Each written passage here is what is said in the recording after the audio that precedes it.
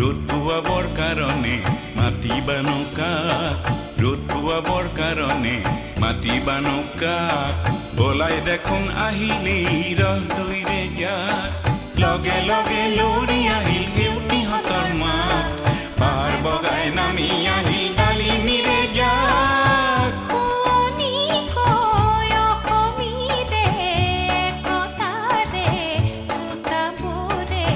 মহুৰাতে